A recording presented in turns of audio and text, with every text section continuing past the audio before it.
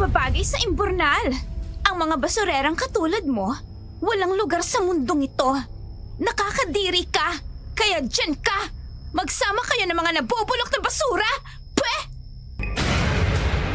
Magbabayad kayong lahat. Maghihiganti ako. Pagbabayaran niyo ang lahat ng kasalanan ginawa niyo sa amin. Sisiguraduhin ko. Pagsisisihan niyo kung bakit ginawa niyo to sa pamilya ko. Merong aswang. Nakatago labang sila sa dilim. Naghihintay na tawagin. Nag-aabang kung kailan sasalakay. Hindi sila nawala. Nasa paligid lang natin sila. Nagmamasid. Sa kabilugan ng buwan, mas nagiging malakas sila at mapaghanap.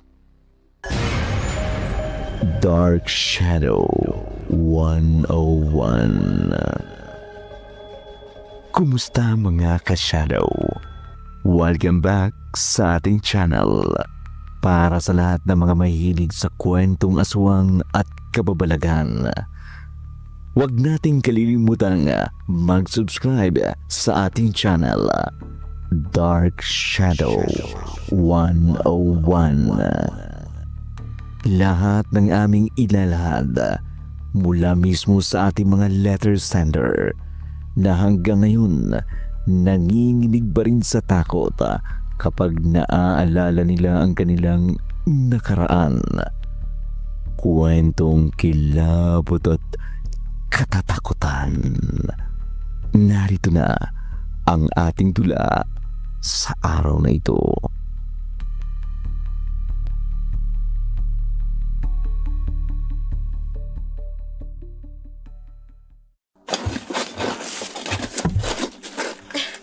Lolo Ambrosio! Dito po sa bandang to! Marami pong mapapakinabangan! Mga lata at karton po! Talaga po? Sandali lang at pupunta ako dyan. Jackpot tayo nito, Lo! Marami tayo mapagbebentahan para pambili na rin ho tayo ng gamot nyo. Salamat naman sa Diyos, Apo.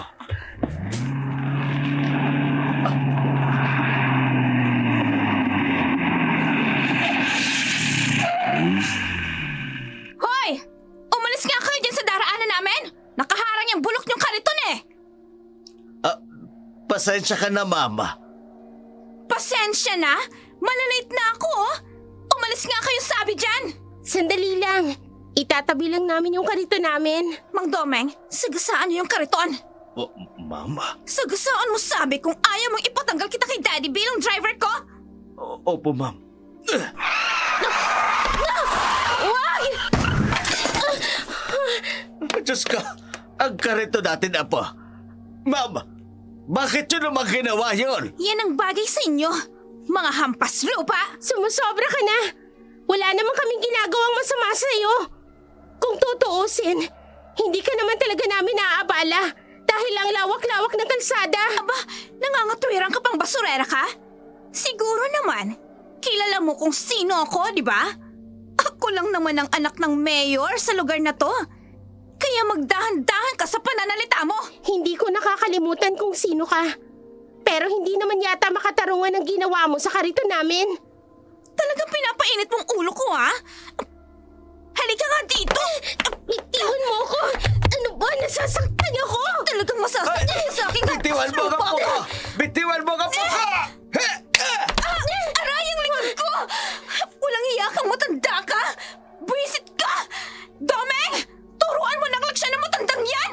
Lolo Ambrosio, hinampas niyo po si Maria ng tungkod mo.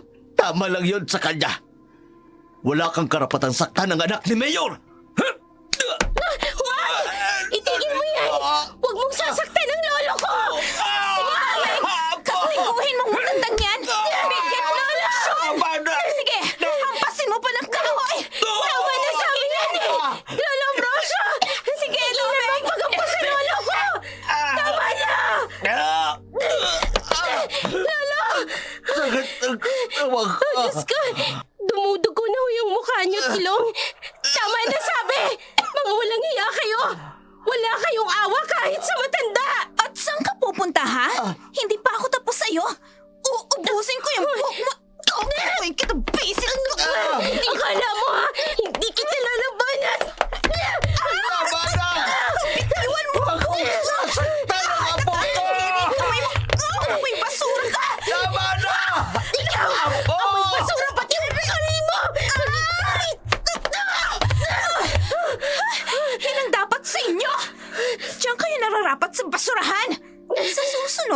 Huwag na kayong magpapakita pa sa akin dahil nakakadiri kayo!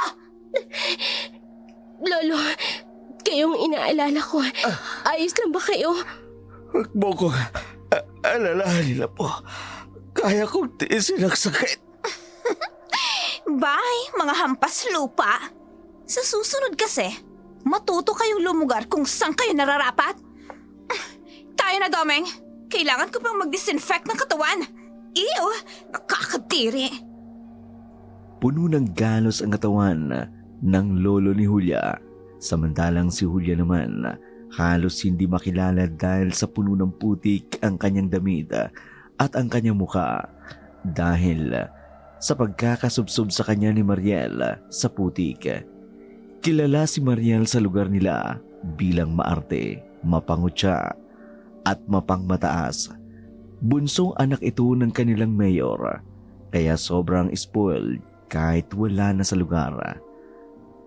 Malungkot na pinulot ng lolo ni Julia ang mga nadurog na ritaso ng kanilang kariton kahit ang mga basurang nakolekta nila ay hindi rin mapapakinabangan pa. Kaya mabigat ang loob nilang bumalik sa kanilang damba na matatagpuan sa gilid ng bakawan. Doon lang kasi sila pwedeng magtirik ng isang maliit na dampa dahil wala naman silang sariling lupa. Kaagad na ginamot ni Julia ang sugat ng kanyang lolo bago magpaalam na pupunta siya sa sentro upang dumiskarte ng kanilang makakain. Maraming salamat po, Aling Magda. Malaking tulong na po itong 100. Ay, walang anuman, Julia. Basta kailangan mo ng tulong. Huwag kang mahihiyang magsabi sa akin. Ay, gusto mo ba idagdagan ko pa yan? Naku, wag na po. Ito lang naman yung komisyon ko sa paglalako ng isda. Huwag kang mahiya. Ay, dadagdagan ko na yan. Gagawin ko ng 500. Ay, para maibili mo ng gamot ang lolo mo. Abay, balita ko. Nagpang-abot na naman kayo ng anak ni Mayor. Oo nga po eh. Sinira ko yung karito namin. Ay, balasubas talagang batang yon. Manang-mana sa pinagmanahan niya. Mabuti na lang yung nakatatandang kapatid. Abay, medyo maayos ang landas na tinatahak. Ay, babait yun. Palagi yung nagpupunta rito upang bumili sa akin ng tuyo. Kumakain ho ng tuyo? Akala ko lahat sila maarte. Ay, ibahin mo si Gilbert.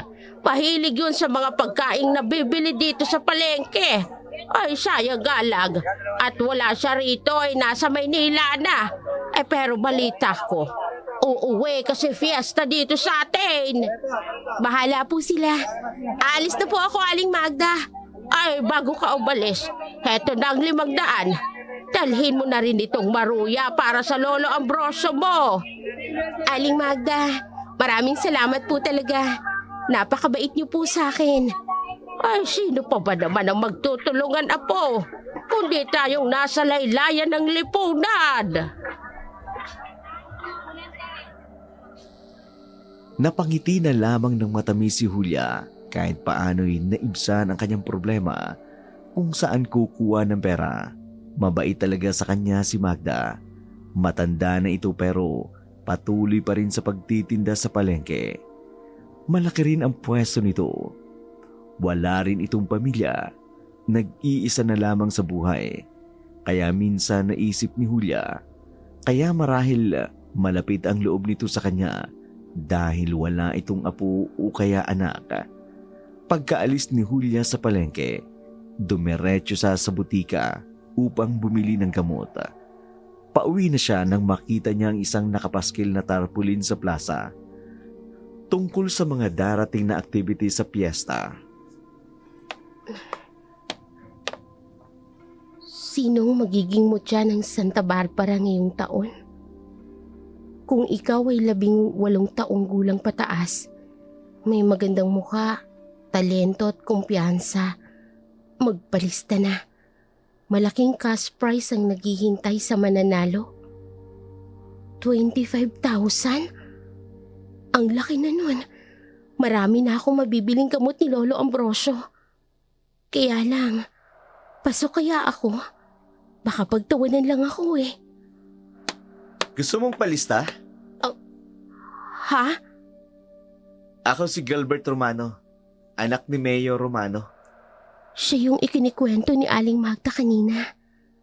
Ibang-iba nga ang aura niya sa kapatid niyang si Mariel. Miss, natigilan ka na. Ayos ka lang ba? Oo naman. Sige, aalis na ako. At sandali lang. Ano nga pala ang pangalan mo? Julia, Nice to meet you. Ulya, teka. Hindi ka ba magpapalista? huwag na. Ang totoo niyan, tinitingnan ko lang. Hindi naman ako interesado magpalista. Hindi, open naman ito sa lahat. Isa pa, you already meet all the qualification ng hinahanap nila. Ano? Maganda ka, matangkad, balingkinitan, maputi. Kaya anong hadlang sa'yo para sumali? Wala akong perang panggastos. Di ba magastos kapag sumasali sa ganyan? I'll help you. Tutulungan mo ko? Oo, tutulungan kita. Pero bakit? Kasi alam kong deserving ka. Ganito na lang. Pumunta ka sa barangay huli ninyo, hanapin mo si Eti. Siya yung mag-aayos ng mga aplikanta. Magpalista ka doon tapos sasabihan ko siya na asukasuyin ang mga kailangan mo sa pageant. Pag-iisipan ko. Hindi makapaniwala si Julia na aalokin siya ng tulong ng kapatid ng taong nambuli sa kanya. Naguguluhan tuloy siya kung tatanggapin niya ba ito o tatanggihan. Pero kapag naisip niya ang premyo, kung sakaling mananalo siya nanghihinayang naman siya na wag sumali. Pagkarating niya sa kanilang dampa, naabutan niya ang kanyang lolo. Pilit na tumatayo upang magpainit ng tubig sa kanilang lumang takore. Lo, ako na po dyan. Hindi na dapat po kayo tumayo. Lamog po yung likod ninyo eh. Ulya po, ayoko na kasing abalahin ka pa. Kaya ko lumang magsiga ng apoy upang makainit ako ng tubig. Hindi naman ako maaano. Alam ko naman po na kaya nyo.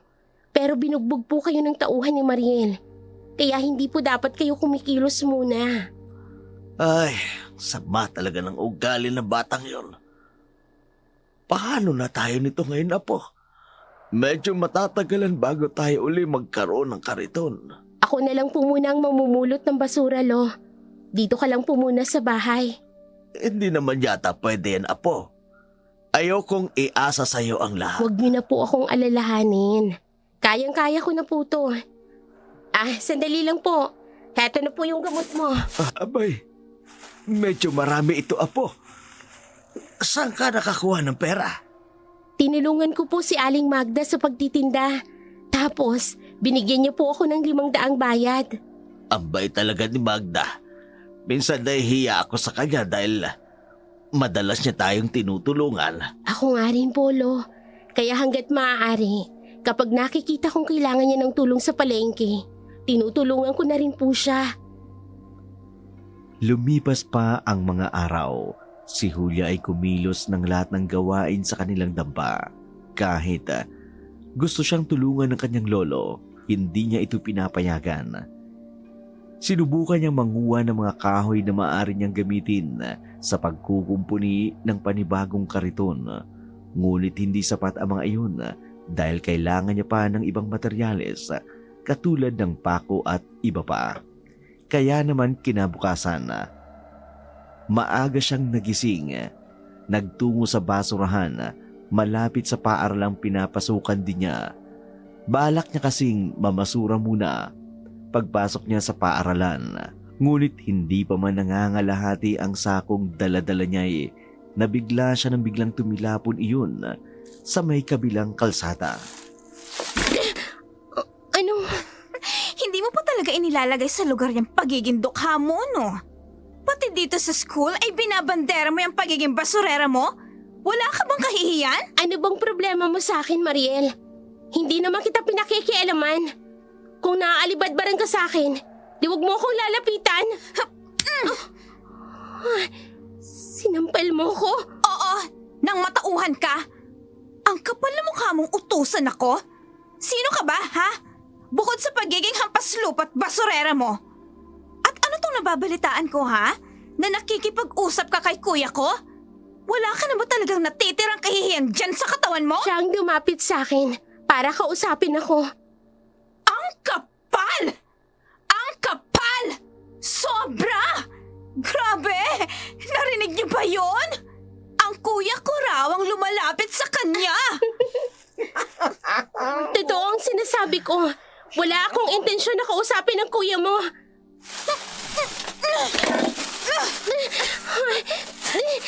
Binuhusan mo ako ng basura galing sa... Oo! Basura yan galing sa imbornal. Sige pa, Mang Domeng. Buhusan mo pa siya ng basura. Ano ba? Tama na! Ang baho! Tama na! Tigilan niyo na yan! Ano ba? Julia, my dear. Natauhan ka na ba sa pagiging ilusyonada mo? Sumusobra ka ng babae ka. Wala naman akong ginagawa sa'yo. Pero pilit mo akong pinag-iinitan. Oh, well, hindi ko rin alam. Siguro, hindi ko lang talaga kayang makita ang katulad mong basura na pakalat-kalat lang sa kung saan. Walang iya ka. Huwag mong tatangkay. Saktan si Ma'am. Ano ba? Bitiwan mo ko. Julia, matuto kang lumuga dahil hindi mo ako magagawang saktan. Isang pitik ko lang ng daliri ko. Mawawalan kayo ng tirahan ng lolo mong hukluban. Hayop ka. Napakasama mo. Oo, masama talaga ako. Diyan ka nababagay sa imbornal. Ang mga basurang katulad mo, walang lugar sa mundong ito. Nakakadiri ka, kaya diyan ka. Magsama kayo ng mga nabubulok na basura. Walang iya ka. Walang iya kayo. Bagay sa'yo ang itsura mo, Julia. Di ba yan naman ang gusto mo? Ang mamulot ng basura? Kaya ayan, lumangoy ka sa imbornal na puno ng basura. Pikit matang umahon si Julia mula sa mabahong imbornal habang tinatanaw ang papalayong sasakyan ni Mariela kasama ang mga kaibigan nitong nanunood at kumukuha ng video habang siya ay binubuli ng babae. Bawat taong napapadaan sa kinaroroonan niya napatatakip ng ilong dahil masangsang ang amoy nito mula sa mga basurang kumapit sa kanyang katawan. Wala nang nagawa si Julia kundi ang bumalik sa kanilang dampa. Ngunit bago siya umuwi ay dumaan muna siya sa dagat upang doon magbanlaw. Ayaw niya kasing makita ng kanyang lolo ang ganong kalagayan dahil alam niyang mag-aalala ito. Ayaw niyang dagdagan pa ang alalahan nito.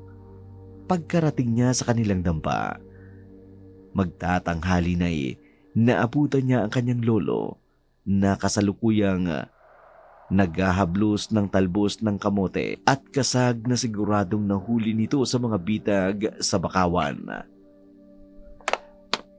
Lo, di ba sabi ko naman sa inyo, huwag ka munang kikilos. Apo, kaya ko na. Maayos ng pakiramdam ko. Isa pa, masasayang ito mga kasag kung hindi ko papandawin sa bitag na itinanim ko sa bakawan. Kayo na nga pong bahala. Basa ka yata. Naligo ka ba sa dagat? Opo, malinaw po kasi ang tubig sa dagat ngayon. Kaya naisipan ko pong maligo muna. May hindi ka ba sinasabi sa akin, Apo? Ho? Wala ho, Lo. Sinaktan ka na naman ng anak ni Mayor. Lo, huwag niyo na pong intindihin yun. Mukhang hindi talaga magbabago ang anak na yan ni Mayor, ano? Ang sama talaga ng ugali niya. Wala na po yatang balak na magbago. Papasok na po muna ako sa loob. Magbibihis lang po ako. Hindi na kumibo pa si Ambrosio. Sinundan na lamang nito ng tingin ang apo. Papasok sa loob ng damba. Lumipas na rin ang tanghalian. Hindi kumilos upang pumasok sa paaralan si Julia. Kaya malakas ang kutob ni Ambrosio na mukhang nagpang-abot na naman ito sa anak ni Mayor Romano. napabuntong hininga na lamang ng malalim ang matanda dahil mukhang ang kanyang apo ay palaging punterya ng kasamaan ng anak ng kanilang mayor. Samantala, kinabukasan ng Sabado, pumunta si Julia sa palengke upang tulungan si Magda sa pagtitinda upang kahit paano'y may pera siyang maiuuwi. Pero bago siya tuluyang pumunta sa pwesto ng matandang babae, ipinakilo niya muna ang mga nakalakal niyang mga bote. Papalabas na siya ng talyer ni Ismi nang biglang may tumalsik na putik sa kanyang damit galing sa mga uka ng lupa na natipunan ng tubig ulan, kaya naman nadumihan ang kanyang kulay puting damit. Oops! Sorry! Nandiyan ka pala, Julia. Hindi ka namin napansin. But don't worry. Bagay naman sa'yo eh. Mukha ka ng taong grasa. Hindi mo ba talaga ako titigilan? Ikaw ang dapat kong tanungin ng ganyan. Bakit ba kahit saang lugar ako magpunta ay nandun ka? Malamang. Iisang lugar ang tinitirhan natin, Mariel. Tama! Iisang lugar lang tinitirhan natin. Alam mo kung anong dapat mong gawin? Lumayas ka. Kasama ang lolo mong mukhang aswang. Huwag na huwag mong pagsasalita ng ganyan ng lolo ko. Insultuhin mo na ako't lahat. Huwag mong idadamay ang lolo ko. Oh? Anong gagawin mo? Sasaktan mo ako? Sige! At ipapadampot kita. Gusto mo ba yon? Ang sama-sama talaga ng ugali mo. I know, right? Domeng, paandarin mo ng sasakyan. Sumasakit ng mata ko eh. Dahil sa ampaslupang basurerang babaeng to. Walang hiya ka talaga. Oh, wait! Heto oh. Tinapunan mo ko ng mga basura. Oo, dahil di ba, nangangalakal ka naman ng basura. Kaya yan, tulong ko na sa'yo yan. Bye, Julia! Walang hiya ka. Akala mo hindi ako gaganti, ha? Etong putik, ibabato ko sa iyong maldita ka. Shit! Pinatong mo ako ng putek! Butit hindi ba kami nakakaalis na visit ka? Gagantihan kita! Hindi ako makapapayag na hindi ako nakakaganti! Nanggagalaiti sa galit si Mariela habang panay ang sigaw nito sa driver. Ngunit hindi siya nito pinakinggan. Lihim namang natatawa si Julia, lalo na nang makitang sapul sa muka ni Mariela dahil sa putik na ibinato niya rito. Pagkatapos ng pangyayaring yun, dumiretso siya sa pwesto ni Magda. Natuwa naman ang matandang babae nang makita siya, ngunit kaagad ding napalitan iyon ng pag-aalala nang mapansin ang itsura ni Julia. Puno ng putik ang suot nitong damit. Oy, anong nangyari sa'yo, Julia? Ay bakit puno ng putik ang damit mo? Yung anak mo ni Mayor, pinagdiskitahan na naman ho ako. Ay, sumusobra na talaga ang anak na yan ni Mayor Romano. Hindi ka na talaga magawang tigilan. Gustuhin ko man pong saktan at labanan siya. Palagi po siyang may kasamang mga tauhan eh. Ay, sa bagay, ang mga taong katulad niya ay takot sa sarili nilang multo. Ay, huwag kang mag-alala, Julia. Makakaganti ka rin sa babaeng yun. Salamat po, Aling Magda. Alam kong hindi maganda ang magtanim ng puot sa puso. Pero sumusobra na po talaga si Mariel. Habang pinag-uusapan nila ang tungkol sa kasamaan ni Mariela, patuloy naman sila sa pagtitinda ng mga isda. Masaya si Julia dahil malaki ang naibenta ni Magda, kaya medyo malaki-laki rin ang ibinayad dito sa kanya. Masayang masaya si Julia habang pauwi sa kanilang bahay. Hindi niya alintana ang putik sa damit. Ang mahalaga ay maipakita niya sa kanyang lolo ang binili niyang kalahating litsyong manok na sa baldika. Minsan lang silang makakain ng masarap, kaya sigurado siyang matutuwa ang kanyang lolo. Ngunit malayo pa lamang siya sa kanilang damba. Biglang kinabahan si Julia, lalo na nang makita niya nagkalat sa lupa ang kanilang mga kaldero. Ang nag-iisa nilang baboy ay nakawala sa kulungan, nakahandusay sa lupa, duguan. Patakbong pumasok si Julia sa loob ng damba. Ganun na lamang ang kanyang pagkabigla nang tuluyan siyang makapasok sa loob. Lolo! Oh, Diyos ko, nakahandusay siya sa lupa at tumutugo ang ulo niya. Lo, anong nangyari? Sino may gawa nito sa inyo? Lolo! Mga tauhan ni Mariel, ang anak ni Mayor. Sumugod sila dito at sinira niya mga tanim natin. Pinatay niya si Bodigang, nag-iisa nating baboy apo. Walang iya siya. Magbabayad sila sa ginawa nilang ito, Lo. Dadaling ko po kayo sa ospital, Lo. Kailangan niyo pong magamot. Apo, wag na. Gastos lang yan. Wala tayong pera. Hindi ko na rin kaya po. Lo, hindi. Huwag mo sabihin yan. Hindi ko kakayanin kapag nawala ka, Lo. Huwag niyo po akong iwan. Lolo, huwag niyo akong iwan. Apo, Ikaw na lang ang meron ako. apo. Mahal ka ni Lolo. Pasensya na. Hindi ko na magawang samahan ka pa. Hindi ko na kaya po. Lolo. Tandaan mo, mahal na mahal Hindi. Lolo, Ambrosio. Lolo, huwag mo pong ipipikit ang mata mo, Lolo. Huwag. Dadaling kita sa ospital. Mabubuhay ka, Lo. Hindi, Lolo. Lolo.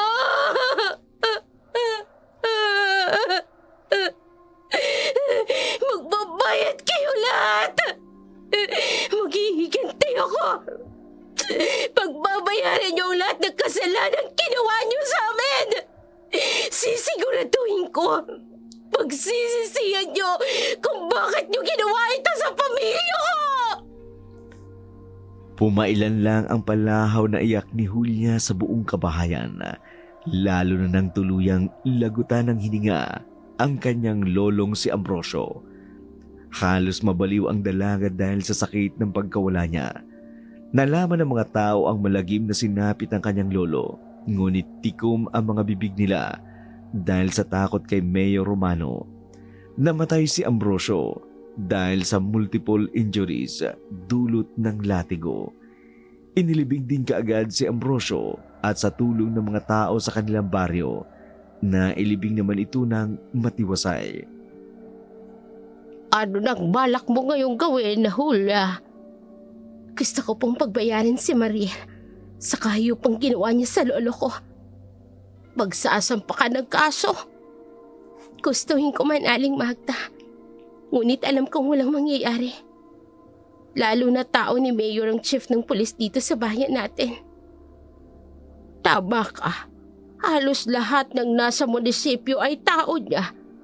Mahihirapan kang magsampa ng kaso. Ay baka mamaya pag initan ka palalo. Gusto ko pong kumanti, Aling Magda. Kahit sa anong paraan. Basta makaganti lang po ako. Ay, naiintindihan ko ang nararamdaman mo. Gusto mo bang doon na sa akin tumira? Mag-isa lang ako sa buhay. Delikado rin sa isang dalagang katulad mo ang manirahan pa sa bahay ng yumao mong lolo. Ayos lang po ako, Aling Magda.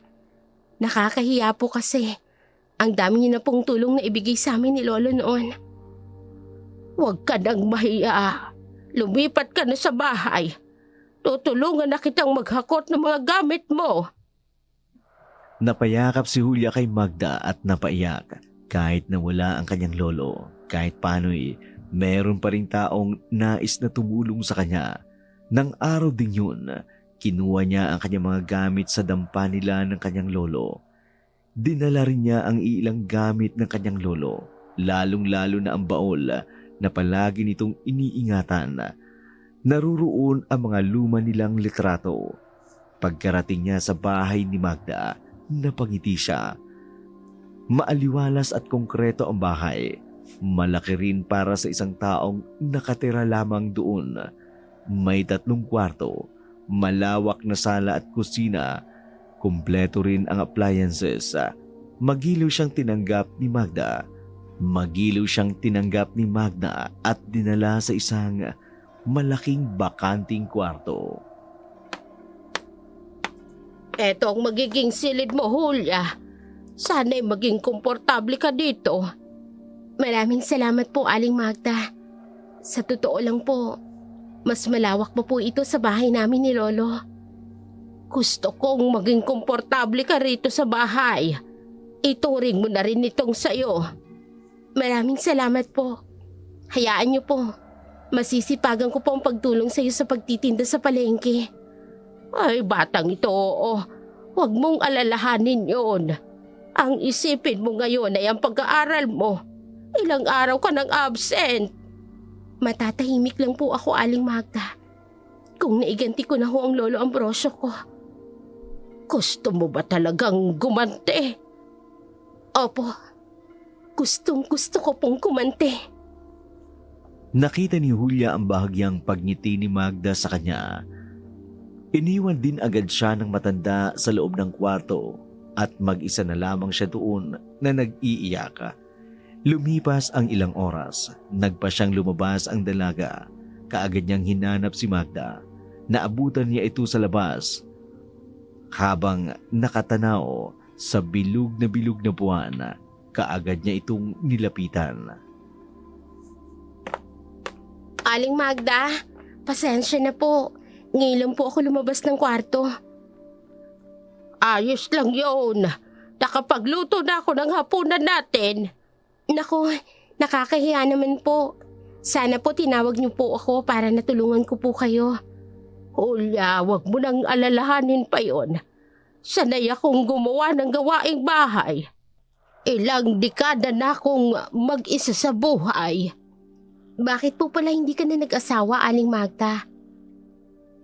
Dahil sa isang malalim na dahilan, Julia.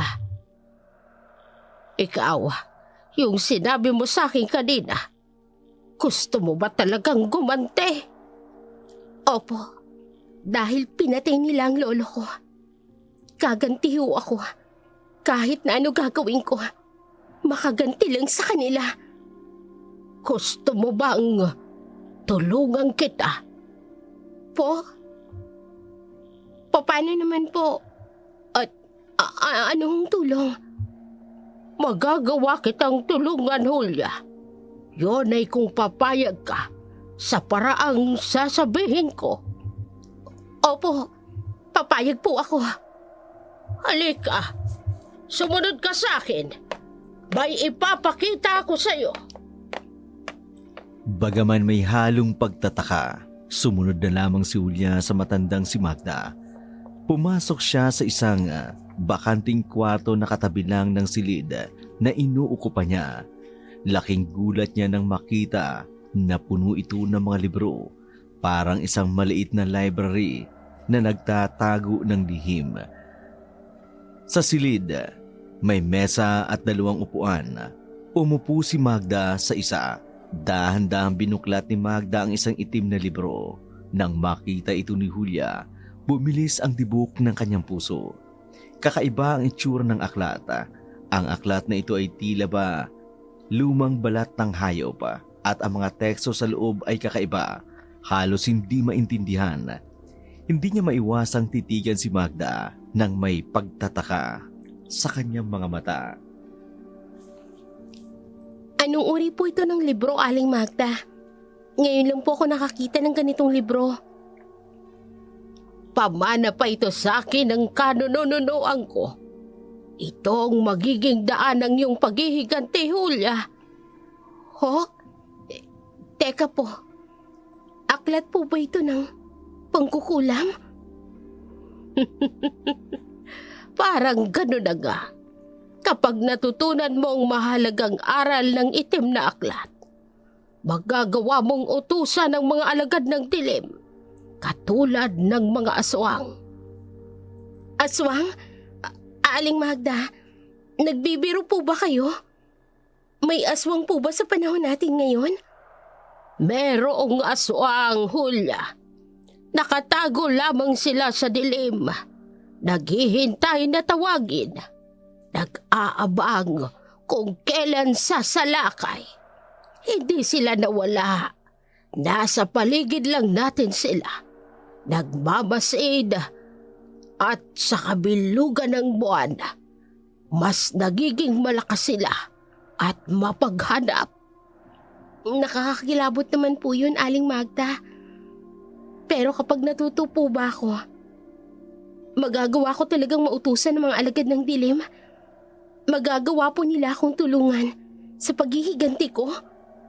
Oo, at tamang-tama dahil kabilugan ngayon ng buwan, mas mapapadali ang pag-aaral mo ng itim na orasyon. Susubukan ko po. Sigurado ka na ba talaga? Baka magsisi ka sa huli.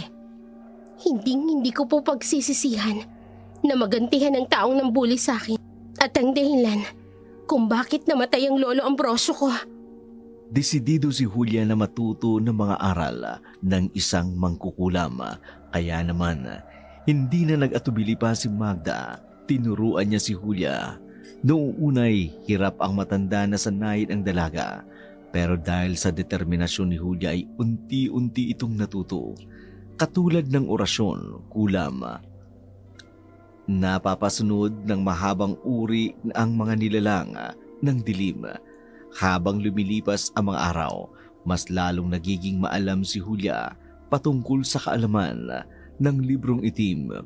Isang araw, habang papasok si Julia sa kanyang klase, hinarangan siya ng grupo ni Mariela. Hi, Julia! Ngayon lang yata kita nakita dito sa school. Kamusta ka naman? Kamusta naman ang Lolo Ambrosio mo? Nananadya ka ba talaga?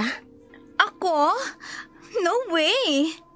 Alam mo ikaw, kahit kailan ang dumi ng utak mo, no? Wala naman akong ginagawa sa'yo, girl. Ikaw tong pakalat-kalat na parang basura dito sa campus. Tapos sa akin ka galit? Akala mo ba, hindi ko alam na ikaw ang dahilan kung bakit namatay ang lolo ko? Ha? Hey! Magdahan-dahan ka sa pananalita mo. Sinabi sa akin ng lolo bago siya malagutan ng hininga. Wala ka talagang pusong babae ka. Maghintay ka lang.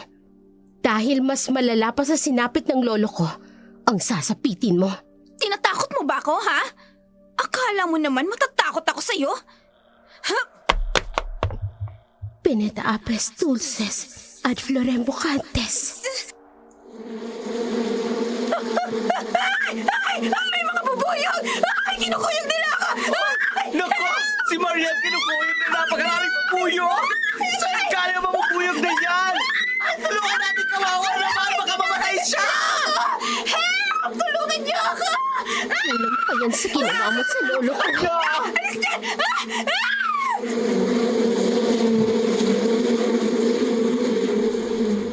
Kaagad na tumulong ang mga tao. Itinaboy ang sangkaterbang mga bubuyog. Nawala naman ng malay si Mariel na noon ay puno ng kagat. Kaagad naman siyang isinugod sa public hospital sa kanilang bayan. Labis naman ang pagtataka ng mga tao kung saan nanggaling ang mga bubuyog na yun.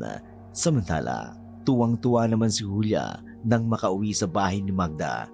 Kaagad naman itong napansin ng matanda, kaya agad niya itong tinanong kung ano ang dahilan ng kasiyahan nito. Ginawa ko yung orasyon na natutunan ko sa itim na aklat. Kumana siya, Aling Magda. Kinuyog ng mga bubuyog ang walang hiyang si Mariel. Kaya hayon, isinugod siya sa ospital. Kamangha-mangha ang galing mo, Julia.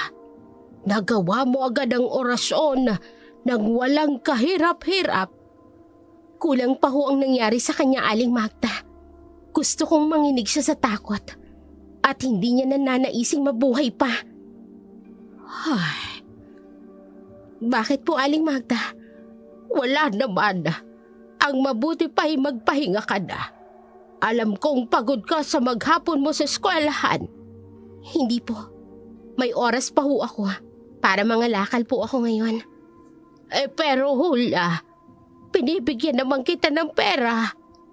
Aling Magda, nakakahiya po kasi. Pinapatiran niyo na po ako dito sa bahay ninyo ng libre. Hayaan niyo na po akong gawin ito. Ikaw ang bahala. Basta umuwi ka bago magdilim. Opo, Aling Magda. Katulad ng sinabi ni Julia, pumunta nga siya sa dam site at nanguha ng basura. May naipon naman siyang bakal at mga karton na maaari niyang ipakilo sa talyer ni Ismi. Bago matiyak na sapat na ang kanyang nakalakal, nagtungo siya sa talyer ni Ismi. Iilang trabador lamang ang natitira doon, pero wala sa mga iyon ang pansin ni Julia. Pagkatapos niyang magpakilo, sa halip na umuwi ay dumiretso siya sa daan patungo sa bahay ni Mayor Romano upang magmanman kung nakauwi na nga ba si Mariel galing sa ospital. Kailangang malaman ko kung nakauwi na ba galing ng ospital ang bruhang si Mariel. Dito ako magtatago sa bandang to. Tanaw at dinig ko ang mga tao sa bakuran nila. Yaya, bilisan niyo nga ang kilos niyo! Ang sakit-sakit na ng mga sugat ko! Ano ba? Ang babagal niyong kumilos! Ang sama talaga ng ugali ng babaeng to. Mamamatay tao ka. Pareho kayo ng ama mong walang hiya. Mariel, ano ba? Huwag mo namang sigawan ang mga katulong. Oh, shut up, kuya! Nasasabi mo lang yan dahil hindi ikaw ang nasa kalagayan ko. I swear, may sademonyong babaeng yun. Manang, gamutin niyo na lang ang sugat ni Mariel. At ikaw, Mariel, pumasok ka na sa loob ng bahay. Nakakahiya. Dinig na dinig ng mga kapitbahay ang boses mo. Huwag mo nga akong pakialaman. Pareho lang kayo ni Dad. Bahala ka nga sa buhay mo. Alam mo, ang hirap mong intindihin. Oo, sige na. Iwan niyo akong lahat. Ito na ang pagkakataon ko. Aalamin ko ang bawat kilos mo, Mariel. Upang maisagawa ko ng plano ko na paghihiganti sa iyong babae ka. Nagmanman si Julia sa malaking bahay ng kanilang mayor. Inalam niya ang bawat kilos ni Mariela, kung anong oras ito pumapasok sa silid at kung anong ginagawa bago matulog. Ilang oras din ang tinagal niya roon bago siya umuwi. Malalim na ang gabi nang dumating siya sa bahay ni Magda. Patay na ang ilaw ng buong kabahayan, kaya naisip niyang tulog na ang matandang babae. Kaya naman, dumiretso na siya sa silid kung saan naruroon ang itim na aklat at nagmamadali niyang binuklat ang aklat na kanyang pinag-aaralan. Hetong orasyon na to ang gagawin ko. Vinet Feli Noctes Sanguas Vocat. Vinet Feli Noctes Sanguas Vocat. Vinet Feli Noctes Sanguas Vocat. Vinet Feli Noctes Sanguas Vocat. Ang lakas ng pagkulog at paghidlat sa labas. Julia, ano bang ginagawa mo? May ginagawa po akong orasyon mula sa aklat, Aling Magda. Julia, hindi ka dapat basta-basta umuusal ng mga orasyon mula sa aklat. Baka mamaya, hindi mo magawang kontrolin ng mga ito. Kaya ko na po, Aling Magda. At hindi na po ako makapaghintay na makapaghiganti kay Mariel. Nauunawaan ko ang nararamdaman mo. Pero magdahan-dahan ka sa paggamit ng mga orasyon. Ngunit hindi nakinig si Julia kay Magda. Ang mga nasa isip niya ay ang makaganti kay Mariela sa ginawa nitong pagpatay sa kanyang lolo Ambrosio at sa pambubuli nito sa kanya. Samantala, sa bahay naman ni Mariela, nagpasya na sanang matulog ang babae pero bigla siyang napabalikwas ng bangon nang may marinig siyang kalabog mula sa kanyang beranda. Kaya naman dahan-dahan siyang bumangon kahit nanginginig ang kanyang katawan dahil sa takot. Sinong nandyan? Huwag ka magkakamali. Anak ako ng mayor. Walang sino man maaaring manakot sa akin! Oh no! Anong tunog yun? Saan galing yun? Sino ka? Lumabas ka dyan! Huwag mo akong tinatakot! Hindi ako natatakot sa'yo! Sino sabi yan eh? Hindi, sa may veranda, may lumabas na isang nilalang na may mahaba siyang dila at may pakpak siya. No! Monster! Daddy! Kuya! Help me! Huwag ka lalapit sa akin! Hinihilan niya ako! Bitawan mo ako! Saan mo ako dadalhin? Bitawan mo ako! Kuya! Daddy!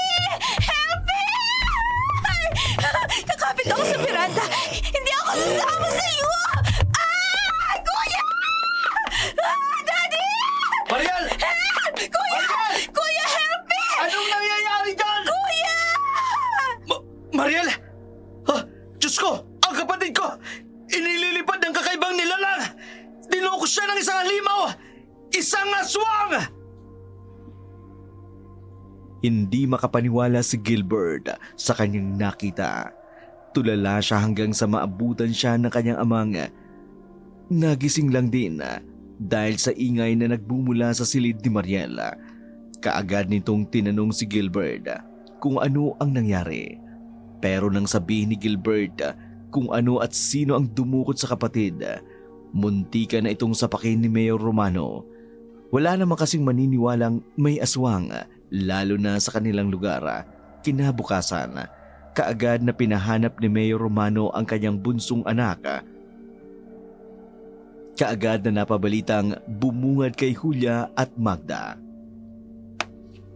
Kalat na sa buong bayan ang pagkawala ni Mariel. Wala naman pong maghihinala na ako ang nagpadukot sa kanya. Anong plano mong gawin sa kanya, Julia? Kagaya ng ginawa niya sa lolo ko. Pahihirapan ko muna siya. Ay, sana lang. Walang makaalam na naririto siya sa bahay ko. Kaya kung hindi, siguradong ipakukulong tayo ni Mayor Romano. Natatakot ho ba kayo sa kanila, Aling Magda? Hindi, Julia. Hindi kailanman ako natakot sa mga tiwaling opisyal na kagaya ni Mayor Romano. Kung ganon, mabuti ho, Aling Magda. Mauna na po ako. Pupuntahan ko pa ang bisita ko. Ngumiti ng matamis si Julia kay Magda bago nito tinungo ang bakanting silid. Sa gitna ng silid ay naroon ang nakagapos na si Mariela. May takipang ulo nito ng sako. Lumapit dito si Julia saka tinanggal ang sakong nakatalukbong sa ulo ng babae. Kaagad na sumigaw si Mariela pero natigil ito nang bigla itong sampalin ni Julia. Manahimik ka! Ikaw! Walang hiya ka, Julia! Paano ako napunta dito? Nasaan na yung halimaw na dumukot sa akin kagabi? Ako ang nagpadukot sa'yo. Tonta! Hayop ka! May sa demonya ka talaga, no? Humunta ka! Sa oras na makawala ko dito, sisiguraduhin kong susunod ka sa hukay ng lolo mo! Hindi ako makahinga. Ikaw ang isusunod ko sa hukay ni Lolo. Wala kang awa. Pati Lolo na uugot-ugot na hindi mo pinalampas. Sinong kumastigo sa Lolo ko? Sinong inutosan mo? Si Domeng! Hindi ako makahinga! Papatay kitang walang iya ka! Lumabang ka ng patas! Pakawalan mo ako dito!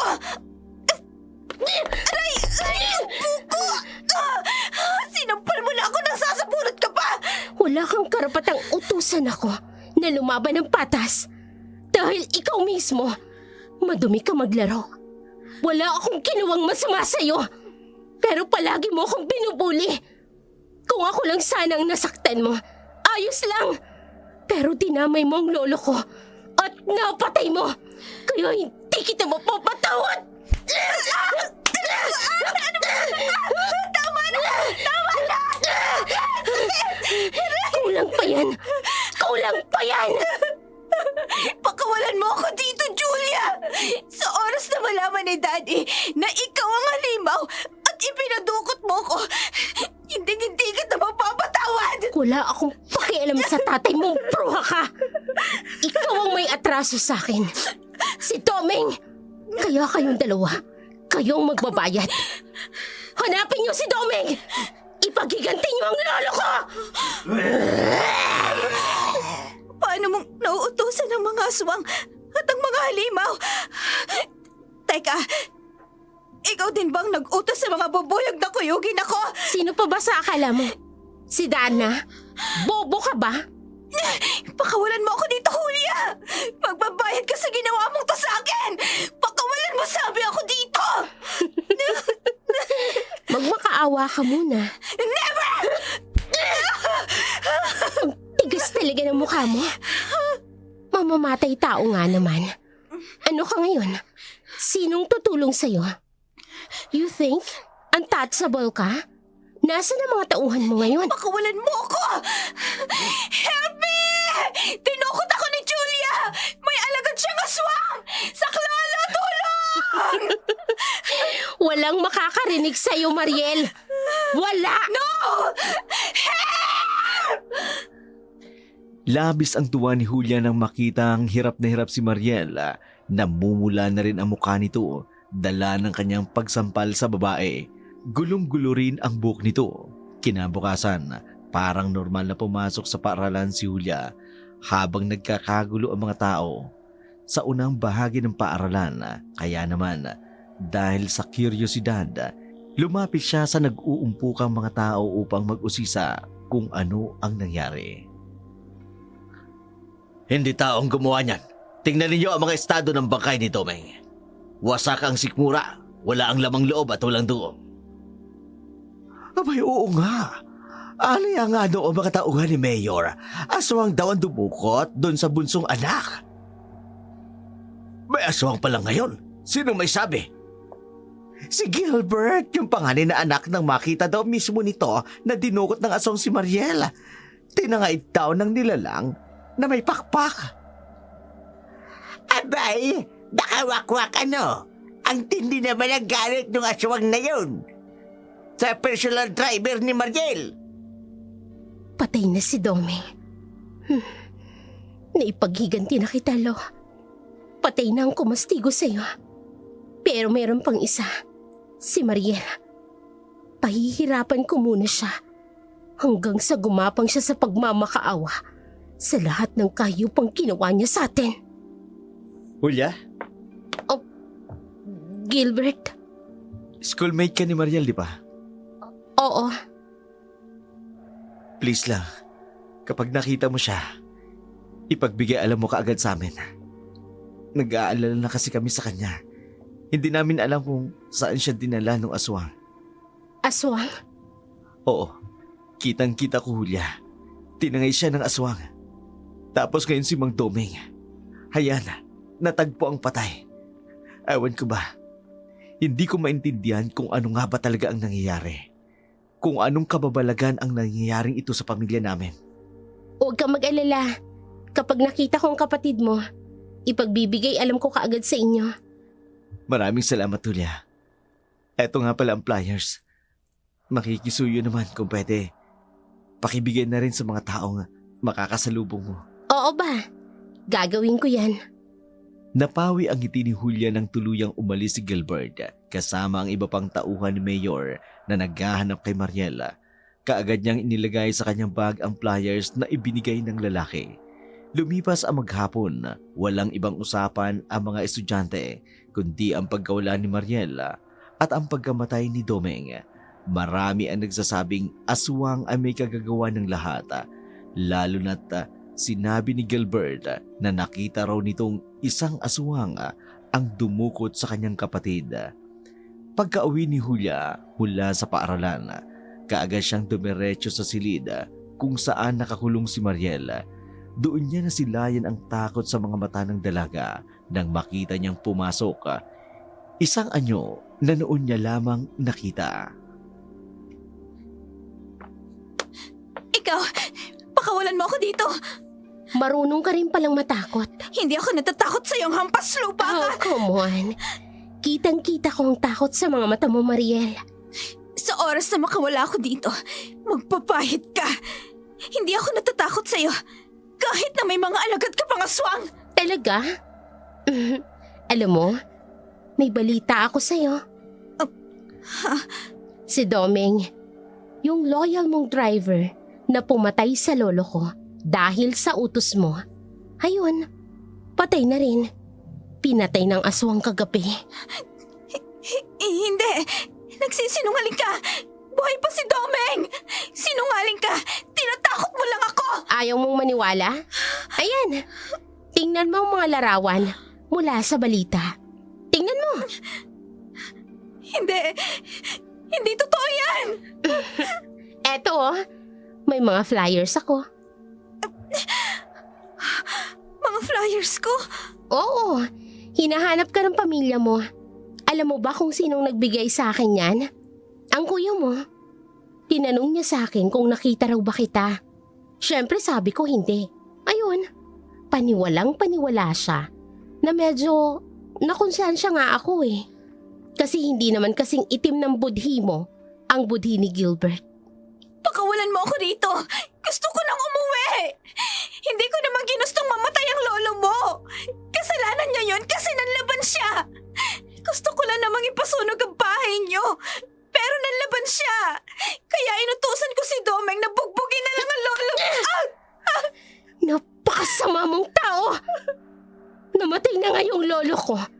Nagawa mo pang sisihin. Natural! Lalaban siya dahil sinisira niyo ang tahanan namin. Anong karapatan ninyo, ha? Anong karapatan ninyong mang-apak na mga maralitang katulad namin? Hindi ko alam.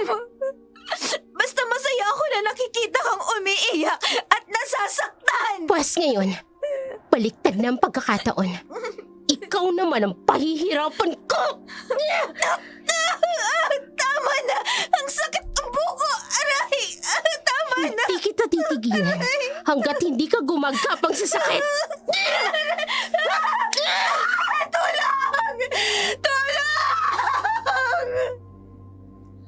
Patuloy na sinasabunutan ni Julia si Mariela. Labis ang galit ng dalaga sa mga sinabi sa kanya ni Mariela tungkol sa lolo niya. Nang magsagawa si Julia ng pananakit sa babae, lumabas siya ng silid. Kita ng mga mata ni Julia ang puot at galit.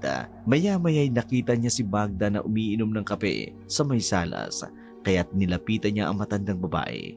Naupo sa harap nito. Sa upuan ng matanda, tinitigan bago nagsalita. Nakikita ko ang sarili ko sa'yo doon. Ano pong ibig niyong sabihin, Aling Magda? Nilamon din ako ng galit at ng puot ko.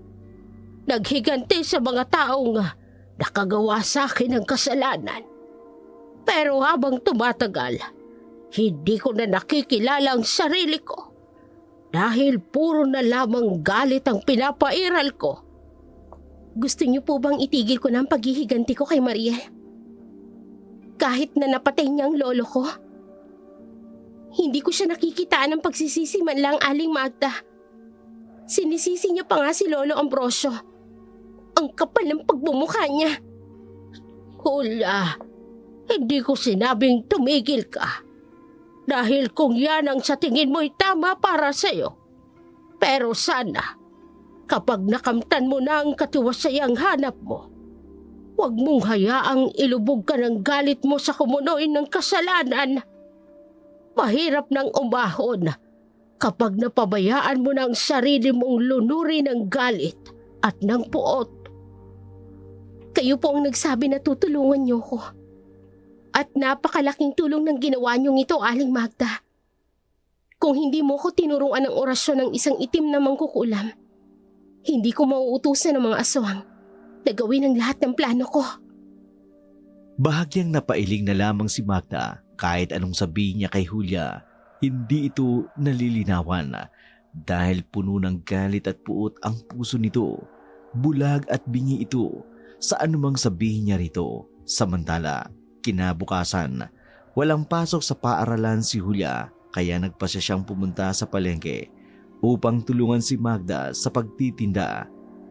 Iniwanan niya si Mariel dahil sigurado naman siyang hindi makakawala doon habang naglalakad siya sa palengke.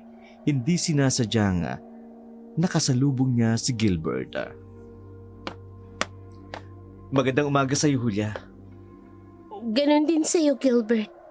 Hanggang ngayon, hindi pa rin natatagpuan ang kapatid ko. Si Daddy naman, pumunta sa bahay ng isa sa mga tauhan namin. Bakit? Anong nangyari? Katulad ni Domeng, pinatay din siya ng aswang. Nagtataka nga ako eh. Bakit namamatay lahat ng tauhan namin? Yung mga tauhan na naka-assign kay Mariel. Hindi ko alam. Sige mauna na ako sa'yo. Maraming salamat. Maraming nagsabi sa akin na binubuli ka raw ng kapatid ko. Totoo ba? Wala namang mangyayari kung magdi-deny ako.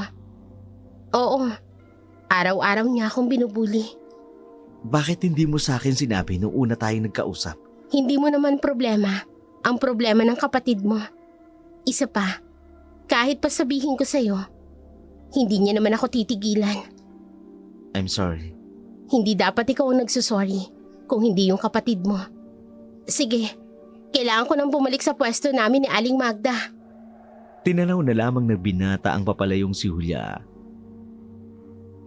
Marahas namang pinunasan ng dalaga ang luhang hindi niya namamalayang tumulo na pala marahil dahil sa unang pagkakataon na may taong humingi ng tawad sa mga pananakit at pangungutya na kanyang dinanas. Pabalik na siya sa pwesto ni Magda. Tinulungan siya nitong magtinda ng isda. Ang iba namang paninday itininda niya. Hapon na nang makauwi sila. Bawat taong kanilang madadaanan, walang ibang bukang bibig, kundi ang gumagalang aswang sa kanilang lugar. Kaya maaga pa lamang ay nagsara na ang mga ito ng kani-kanilang bahay. Takot na baka sugurin o dukutin din ang kanilang pamilya ng mga aswang.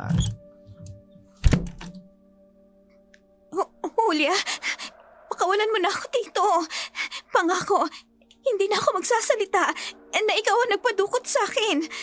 Na may mga alagad kang aswang at ikaw ang nagpapatay kay Tomeng gamit ang mga aswang. Hindi pa ako tapos sa'yo, Mariel. Hindi pa ako masaya sa nakikita kong paghihirap mo. Ano pa ba ang gusto mo? Nagmamakaawa na nga ako. Walang iya ka. Sumusobra ka na. Papatayin mo ako, ha? Ipapakain mo rin ang lamang loob ko sa mga aswang mong alaga. Alam mo, ang talino mo. Binigyan mo ko ng ideya sa kung anong dapat kong gawin. Hindi, Julia. Nagbibiro lang naman ako. Wag! Wag! Wag! Hindi! Hindi. Yung aswang. Yan yung dumukot sa akin. Nandito siya. Huwag ka lalapit. Huwag ka lalapit. Wag! Huwag kang mag-alala. Hindi kanya kakainin hanggat hindi ko sinasabi. Julia! Julia! Parang awa mo na. Nagmamakaawa ako sa'yo. Tama na. Huwag mo akong ipakain sa halimaw na yan. Oh, akala ko ba hindi ka magmamakaawa sa akin? Bakit ngayon? Nagmamakaawa ka na. Parang awa mo na, Julia. Ayoko na. Pakawalan mo na ako dito. Sa isang kondisyon.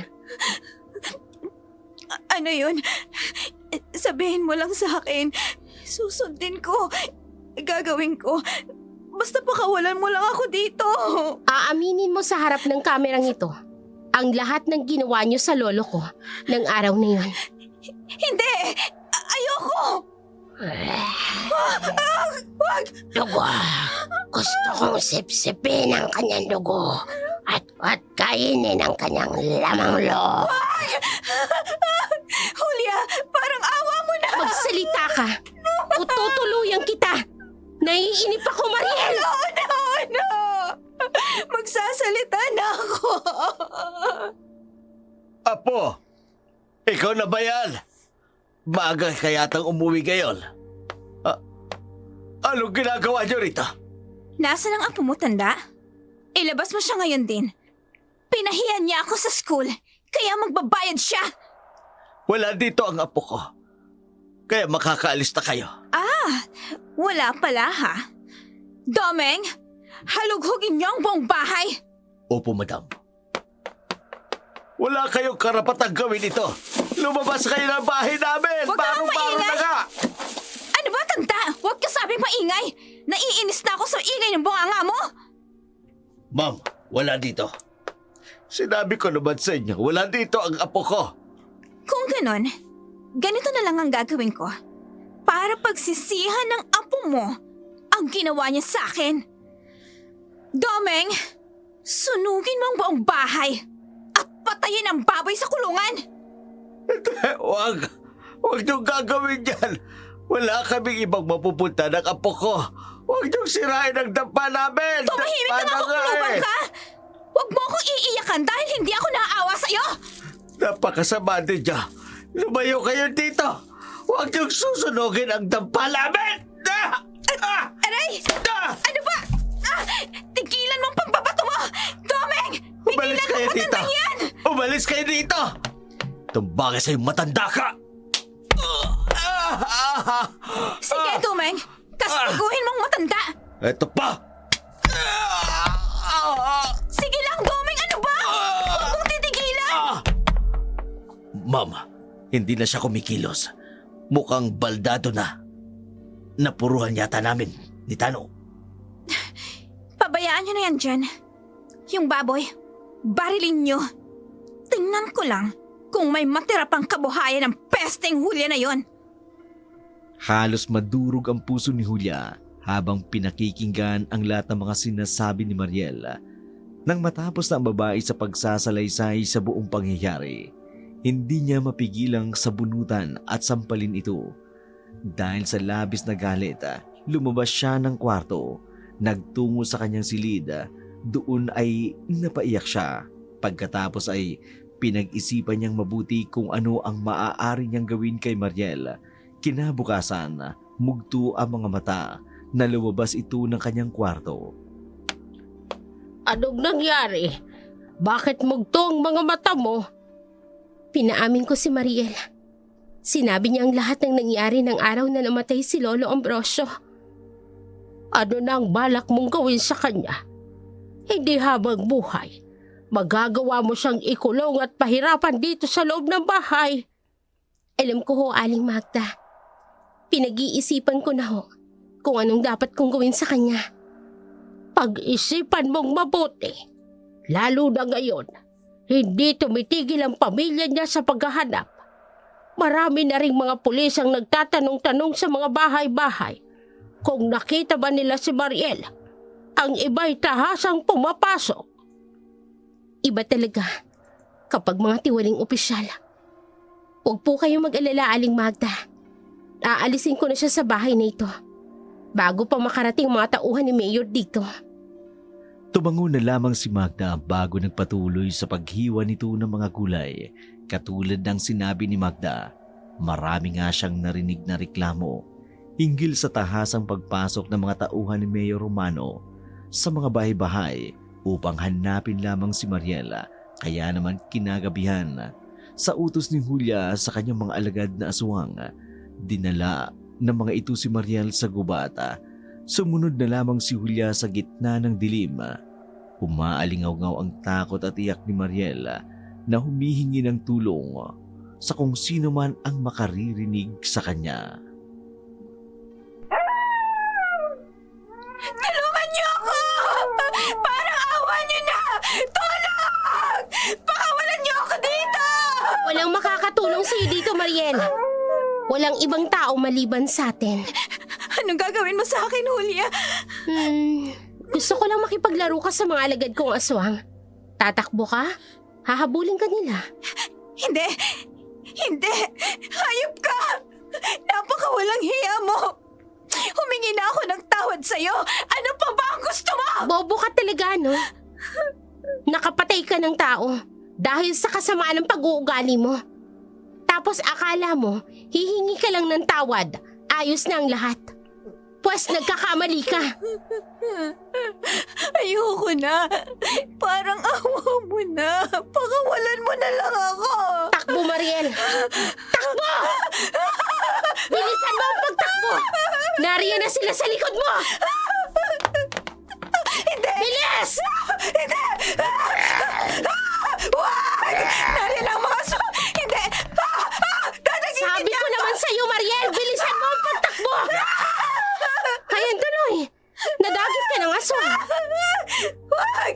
Aray! Ang mga kuko niya bumabaon sa balat ko! Ilaglag mo siya! Ngayon din!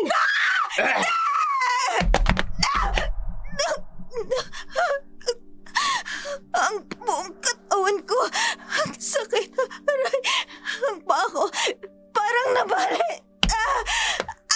Ano, Mariel? Hindi ka na ba makatayo ngayon? Paano yan? Hindi ka na makakatakbo. Paano ka makakatakas niyan? Huwag na akong pahirapan pa. Patayin niyo na lang ako. Aray ko. Hindi ko ibibigay ng ganun kadali ang gusto mo. Gusto ko, araw-araw kang maghirap at usikin ang konsensya mo dahil sa ginawa mo sa lolo ko at sa pagpapahirap mo sa akin. Kagapang ako. Aray! Napakat mo mong likod ko. Hindi ka makakaalis ng ganun kadali. Aray ka. Gusto ko, kapag bumalik ka sa pamilya mo, durog na durog ka. Naiintindihan mo? Oo! Aamin ka sa lahat ng kasalanan mo. Dahil kung hindi, katulad ng ginawa mo sa lolo ko, idadamay ko ang buong pamilya mo hanggang sa mag-isa ka na rin lang na katulad ko! Oo na! Patawarin mo na ako! Dalhin mo siya sa paanan ng bundok. Siguraduhin mong hindi siya makakakilos. Ano ba? Para hindi siya makahingi ng tulong. Gawin mo na!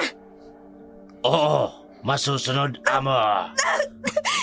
Julia, parang awa mo na. Maawa ka na sa akin. Pinapangako ko sa'yo. Magbabago na ako. Dapat lang, Mariel. Dapat lang! Halika na!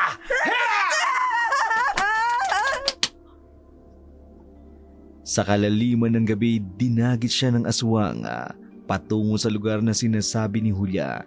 Dinig na dinig ni Julia ang alulong ng mga aso sa paligid. Pagkatapos ay nagpasya ang dalaga na umuwi sa bahay ni Magda. Kinabukasan, agad na pumasok ang balitang natagpuan si Mariel sa paanan ng gubat. Wala na raw itong malay at sugatan. Nakatingin naman si Magda at Julia at naghihintay kung magsusumbong nga ba si Mariel sa kung sino ang dumukot sa kanya. Lumipas ang maghapon. Wala silang natanggap kahit na anong balita. Sino yan? Daddy? Ikaw ba yan? Kuya Gilbert? Ako to, Mariel. Julia? Anong ginagawa mo dito? Paano ka nakapasok dito? May nagbabantay na tauhan sa labas ng kwarto ko. Nakalimutan mo na yata kung anong kaya kong gawin. Kaya kahit maglagay pa ang daddy mo ng maraming tauhan, hindi gagana sa akin yan. Anong kailangan mo sa akin? Akala ko ba pinapalaya mo na ako? Kayo ng alagad mong aswang. Hindi ba may usapan tayo? Aamin ka sa kasalanang ginawa mo?